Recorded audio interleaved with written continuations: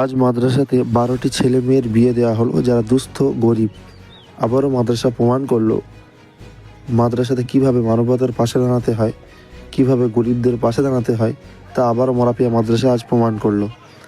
মাদ্রাসাতে শুধু শিক্ষা দেওয়া হয় না, মাদ্রাসাতে শিক্ষা দেওয়া হয়, শিক্ষার সঙ্গে সঙ্গে দীক্ষাও দেওয়া হয়। মাদ্রাসার ছোট ছোট ছাত্রদেরকে শিক্ষা দেওয়া হয় কীভাবে মানবতার পাশে থাকতে হয়, কীভাবে ছোট থেকে মানুষের পাশে দাঁড়াতে হয়। আবারও সাপাটের চড় সেই সমস্ত ব্যক্তিদের মুখে যারা মাদ্রাসা নিয়ে প্রশ্ন তোলে, যারা মাদ্রাসা নিয়ে কথা বলে, যারা মাদ্রাসার বিরোধিতা করে, আবারও তার প্রমাণ মাদ্রাসা দিয়ে পাচ্ছি। আজ গরিব দুস্থ মানুষদের পাশে মাদ্রাসায় দাঁড়িয়েছে এবং বাচ্চাদের সামনে এগুলো হয়েছে, স্টেজ করে দেখানো হয়েছে।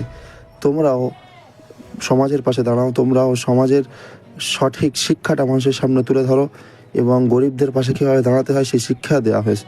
মাদ্রাসা নিয়ে যারা কুরুচিকর মন্তব্য করে তাদের মুখে সাপাটে একটি চড় এই ভিডিও দ্বারা তাদের মুখে চড় মারার সাহায্যটা আপনারাও করে দেন।